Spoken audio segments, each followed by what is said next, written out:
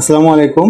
আমি ডাক্তার মোহাম্মদ শাফিউল আজম, কর্মরত আছি শহীদ জিয়াউর রহমান মেডিকেল কলেজ হাসপাতালে সহকারী অধ্যাপক হিসেবে হেমাটোলজি বিভাগে। আজ আমি কথা বলবো মাল্টিপল মায়োলোমা নিয়ে। মাল্টিপল মায়োলোমা, অনেক হয়তো এটির নাম শুনেছেন, অনেক হয়তো শোনেননি।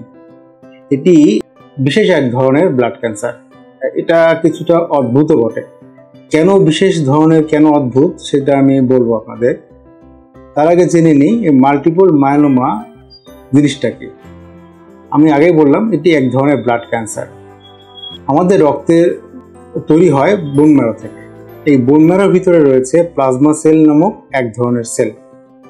এই প্লাজমা সেলের যে ক্যান্সার হয় সেটাকে আমরা বলে থাকি মাল্টিপল মায়োলোমা। অর্থাৎ মাল্টিপল মায়োলোমা এক ধরনের ব্লাড ক্যান্সার। এটা কেন অদ্ভুত আর কেন বিশেষ ধরনের? বিশেষ ধরনের এই কারণে যে এটা একটু স্লো ধরনের ব্লাড ক্যান্সার। মানে অন্যান্য ব্লাড ক্যান্সার যেটা আমরা শুনে অভ্যস্ত, যে হঠাৎ করে চলে আসলো, অনেক কিছু হয়ে গেল, ব্যাপারটা এখানে তা হয় না। এটা অনেক দিন আগে থেকে শুরু হয়, ধীরে ধীরে ধীরে ধীরে আগাতে থাকে। তো প্রথমে কি হয়? প্রথম হয় কি, এটা প্রথমে আপনার হাড়গুলোকে কুড়ে কুড়ে খেয়ে ফেলে। আপনার হাড়গুলো নরম হয়ে যায়, এতটাই নরম হয়ে যায় যে সামান্য কোনো আঘাতেই আপনার হাড় ভেঙে যেতে পারে। অথবা দেখলেন, অনেক সময় দেখছি আমরা যে পাশ ফিরতে যেই, অর্থাৎ বিছানার এক পাশ থেকে আরেক পাশে ঘুরতে যেই হাড়টা ভেঙে যাচ্ছে। এই ধীরে ধীরে হাড় ক্ষয়ে যাওয়ার কারণে হাড়ে ব্যথাও হয়। হাড়ের কোমরে, হাতে, পায়ে, গিটে গিটে বিভিন্ন জায়গায় প্রচণ্ড ব্যথা হয়। এবং অনেক ব্যথার ওষুধ খেয়েও দেখা যায় ব্যথাটা ভালো হচ্ছে না। আর যেহেতু ব্যথা, সেহেতু রোগীরা প্রথমে যায় অর্থোপেডিক বিশেষজ্ঞ বা ব্যথা বেদনা বিশেষজ্ঞ ডাক্তারের কাছে। আরেকটি যে সমস্যা হয় সেটি হচ্ছে কিডনির সমস্যা হয়। অর্থাৎ কিডনির যে পয়েন্ট, মানে ক্রিয়েটিনিন, এটা বেড়ে যায়। এর ফলে কি হয়? এর ফলে কিডনির সমস্যা, রোগী স্বভাবতই যাবে কিডনি বিশেষজ্ঞ ডাক্তারের কাছে। এরপর দেখা যায় আরেকটি সমস্যা হয়, সেটি হচ্ছে রক্ত শূন্যতা। রক্ত শূন্যতা হওয়ার ফলে রোগীর দুর্বল হয়ে যায়, ফ্যাকাশে হয়ে যায়, বুক ধড়ফড় করে, হাঁটতে চলতে ফিরতে সমস্যা হয়। এর আগে কিন্তু রোগী অর্থোপেডিক ডাক্তারের কাছে গিয়েছেন, কিডনি ডাক্তারের কাছে গিয়েছেন, এমনকি ডায়ালাইসিস হয়তো অনেকে নিয়েছেন। এরপরে যখন রক্ত শূন্যতা তৈরি হয়, তখন হয়তো বা রোগী একজন হেমাটোলজিস্টের কাছে আসেন। তখন আমরা পরীক্ষা নিরীক্ষা করে এটাকে মাল্টিপল মায়োলোমা ধরতে পারি। অর্থাৎ রক্তের ক্যান্সার হলেও রোগীর আসলে লক্ষণগুলো থাকে একটু ভিন্ন ধরনের। এই জন্য এটাকে আমরা একটু অদ্ভুত বা বিশেষ ধরনের ব্লাড ক্যান্সার বলে থাকি। তাহলে আমরা এই রোগটাকে, এই যে লক্ষণগুলো বললাম, এই লক্ষণ থাকার পরেও কিভাবে রোগটাকে ধরতে পারি? ধরতে পারি আমরা কিছু পরীক্ষা নিরীক্ষার মাধ্যমে।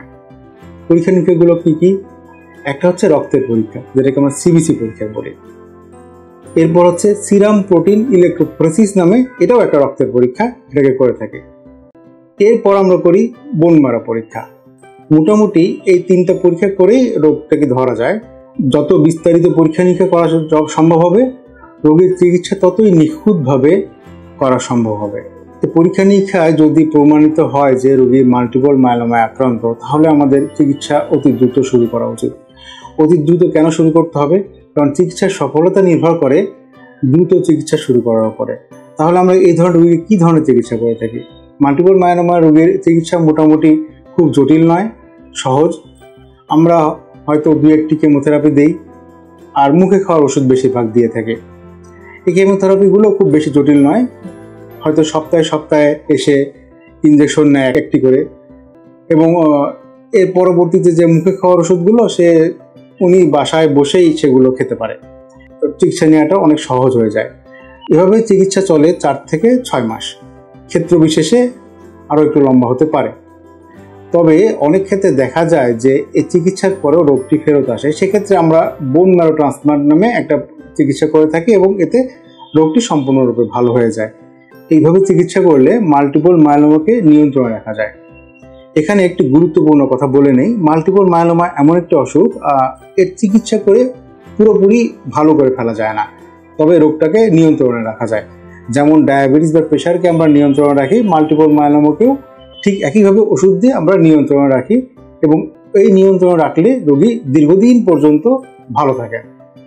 তবে মনে রাখতে হবে, মাল্টিপল মায়োলোমা একটি ব্লাড ক্যান্সার, একে হালকাভাবে নিলে চলবে না। সঠিকভাবে সুস্থভাবে থাকতে দ্রুত রোগ নির্ণয় করতে হবে, ভালোভাবে চিকিৎসা করতে হবে, তাহলে স্বাভাবিক সুস্থ জীবনযাপন করতে পারবে। সঠিকভাবে চিকিৎসা করুন, একজন রক্ত বিশেষজ্ঞের অধীনে পরামর্শ নিন, ওনার অধীনে চিকিৎসা করুন এবং ভালো থাকুন। ধন্যবাদ।